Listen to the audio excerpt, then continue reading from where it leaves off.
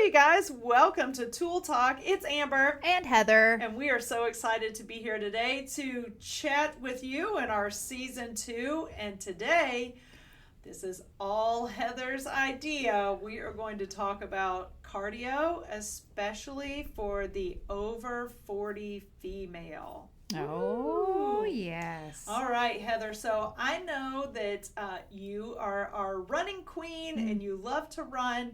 And I also know that whenever you talk to our clients and you say, you don't need to be doing all that cardio, they go, but you run. Yes. So I want you to talk a little bit about that, why you run, and what your answer is when they say that to you. So yes, and I am over 40. I am over 50. So I fit well into this category. And since I've turned 51, more or less, things have changed for me and my position in the menopause state. So my running has changed.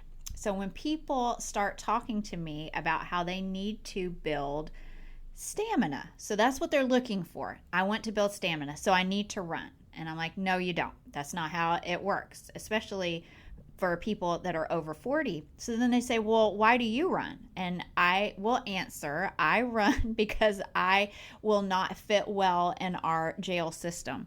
I don't belong behind bars. So I use running as a stress reliever, a way for me to empty my head and to run out anger and built up tension that I might have for the world around me.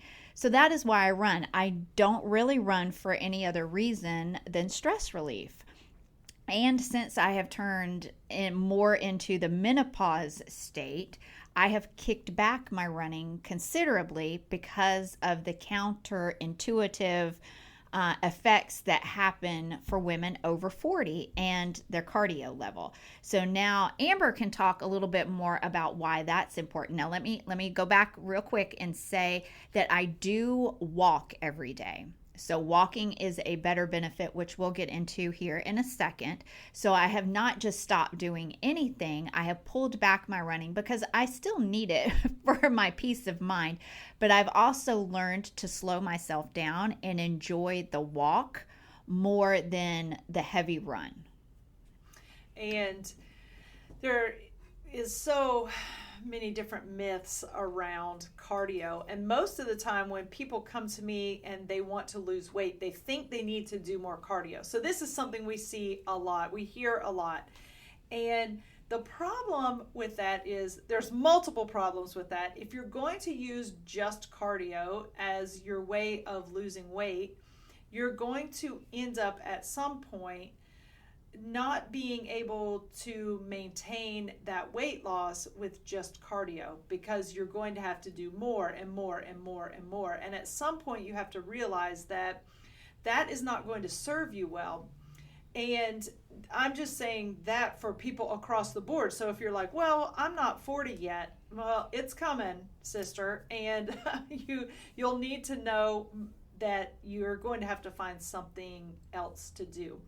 Now, let me tell you why I discourage this with my over 40 clients. And Heather kind of alluded to this a little bit with her being, she's probably perimenopausal. You're getting there. So she's having those symptoms. I'm already post-menopausal. And I can tell you that within this phase of life, our bodies become very sensitive to stress. And because your hormones are changing, so with Heather being in perimenopause, her hormones are fluctuating. So her progesterone and her estrogen are just kind of all over the place. And that's one of the reasons why you'll start to have issues with sleep and hot flashes, which she's having. And then once you get to the point where you haven't had a period for a year, and now, that's your day of menopause, and then you are postmenopausal from that part, that's where I am. You've lost all your estrogen. So your hormones now, what is left, they're trying to figure out what to do to try to keep you balanced because that estrogen is gone. And cardio is just going to increase that stress level on your body. So what happens is people will say, oh, I got to do cardio. This is how I'm going to lose weight. And they think they've got to go run and cycle and, they're going to hit spin class and I'm going to go do this boot camp and I'm going to do, hit class over and over again, or I'm going to do CrossFit every single day, which is going to be like high intensity training. Well, when you're an over 40 female, that is just working against you because your body is already sensitive to stress. You already have higher levels of cortisol in your body. Your body is already kind of pushed towards that fight or flight stage. So what do we need to do? We need to try to bring that stress level down. And doing a bunch of cardio, doing a bunch of HIIT classes, doing spin every single day, that is not going to help you with that. You've got to change the way that you're looking at your fitness and your exercise.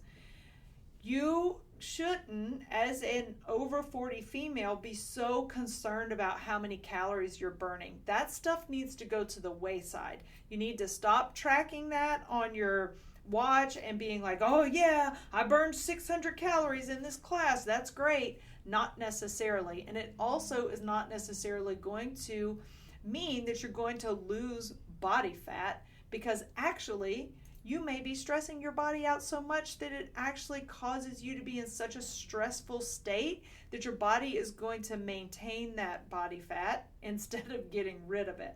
So what do? You've got to learn to switch on your parasympathetic system.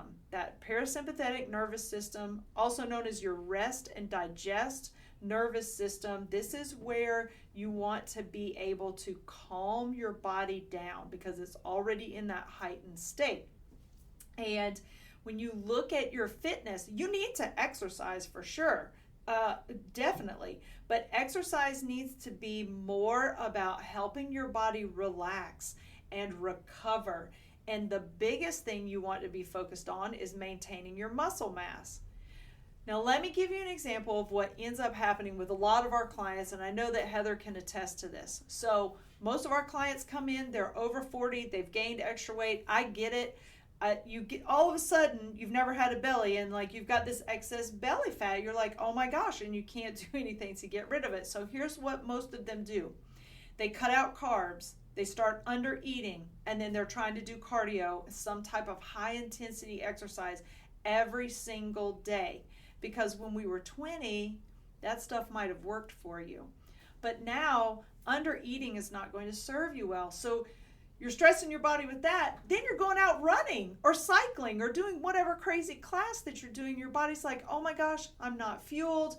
My hormones are all over the place. And now this is stressing me out. So you're just actually like stoking a bad fire in your body instead of putting that stressful fire out and stoking that good fire of your metabolism and your rest and all of the things that you need to be able to just maintain and stay healthy.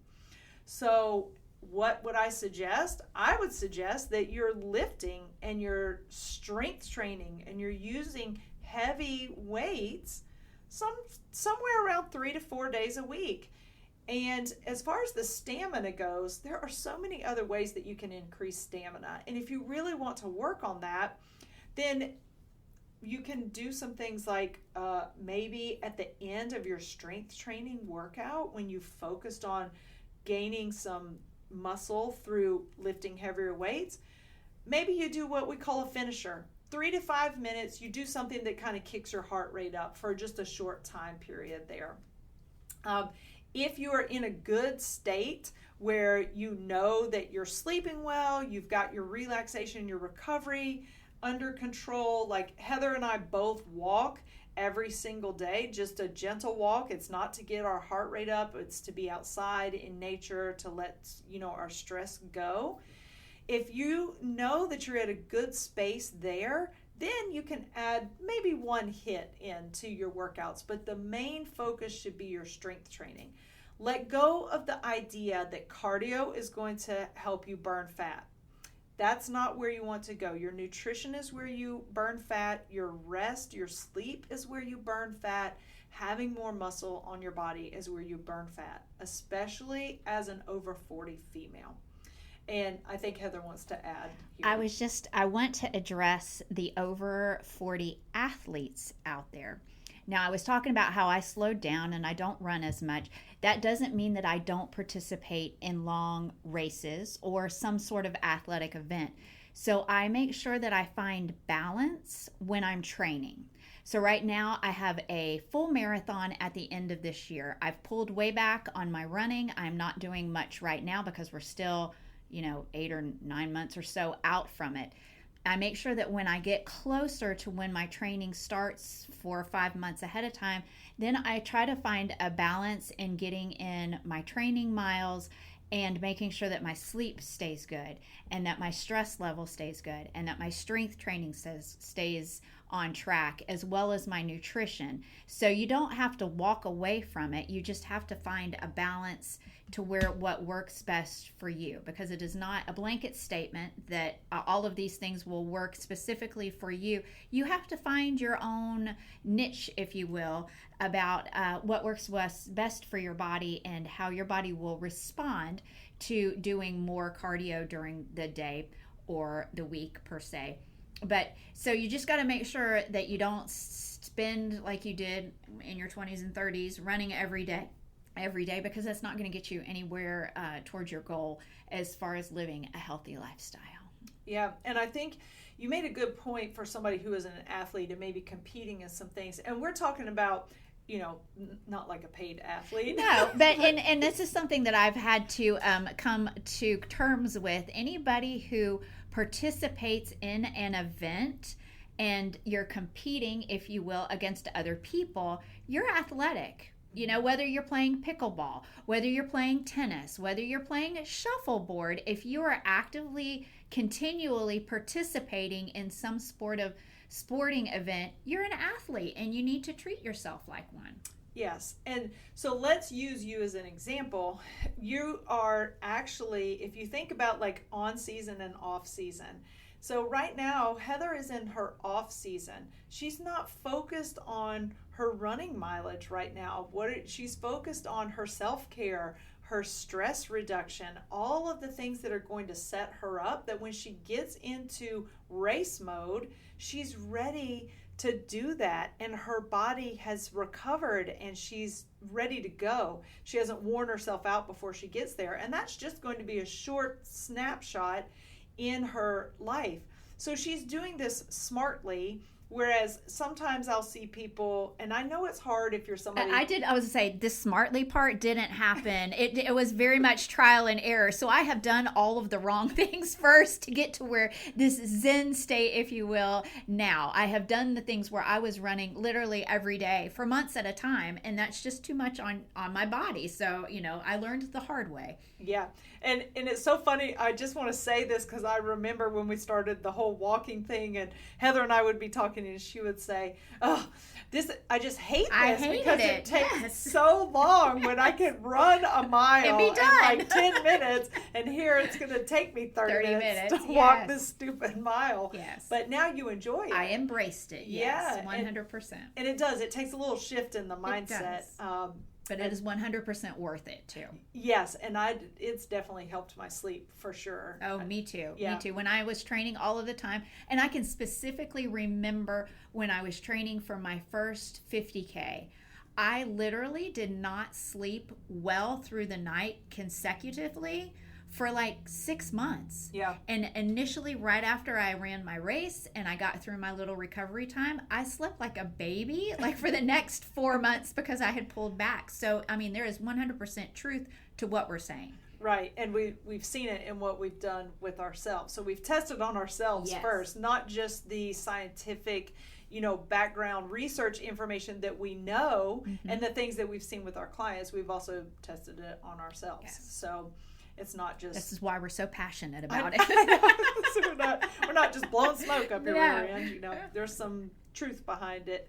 And so just think about that. And then if you are an over 40 female and you are thinking, I want to lose weight, I want to lose some of this body fat, we want you to do it. We want you to do it successfully. But cardio is not the way that you want to go. And the other thing that I wanted to talk about cardio too is I want y'all for a moment, if you watched The Biggest Loser, I was a fan for a long time and I watched it, and then I started to figure out what they were doing. They never would really tell you what they were doing at that house, but I watched it enough seasons to know, and I would like just look up things online, and so I started piecing together that they basically had these people doing some type of low intensity exercise almost all the time. Mm-hmm. Then those crazy workouts with the trainers, and then they would have them go run and they would do all this stuff, right? So here's something that I want you to think about. And if you go and you look up the former contestants, almost all of them have gained their weight back and then some. So it did not change their lifestyle enough to help them maintain that. And there's a lot behind the scenes. Okay, I understand that. But I want y'all to think about this. Let's say that you decide you're going to do cardio to lose weight, and you're not doing any type of exercise, and you go out and you start running or walking and running, because I know that's where I started, yes. Right? Are you going to see weight loss? Probably. Yes. Especially in the beginning, especially yes. if you were not doing anything. All right, so let's say you start out with a 15-minute run. Then you go to a 30, then you get really great and you're doing an hour run, which really 15 minutes run is great in my book, but there you go. So you get to an hour, and then at some point your body is going to say, okay, we know what to expect. We're ready. Yeah, we're ready. And you don't have to work as hard to get that hour of running in. So now you decide you've got to go to an hour and a half. And then it's going to go to 2, and then it's going to go to 2.5, then it's 3. You cannot continue to run to run off that weight. It's just not going to happen. And, here's something I want you to think about. You want to optimize your workout time and your nutrition to help you reach your goals. So if weight loss is your goal, you want to make sure that what you're doing is something that you can continue doing, and it's something that can fit into your day. Most of us have 30 to 45 minutes to work out in a day. Somewhere we can work that in, even if it's in 2 segments, right? That's what I want you to look at. I know I don't have time to work out 4 hours a day, nor should you. Nor do you need to be in the gym for 2 hours, unless you just want to spend an hour working out and then chat for an hour, or sit at the smoothie bar and have a snack or whatever. So this is what I want y'all to think about. And ladies, I'm telling you, if you are perimenopausal, menopausal, post-menopausal, you have got to understand that cardio every single day is not going to be your friend. But you know what is? Walking. That's right. And strength training. And good nutrition. Yes. They're all your friends. And sleep and stress reduction. Yes. Hydration. We're your friends too. Yes. And we are here to help. So if you have questions, feel free to reach out to us. We would love to hear from you. And we hope this will give you a little insight into the path that you need to take, and it is not the running path forever and ever. No. Amen. Exactly. All right, have a great day, y'all. Thanks for joining us. Don't forget to like and subscribe. Bye.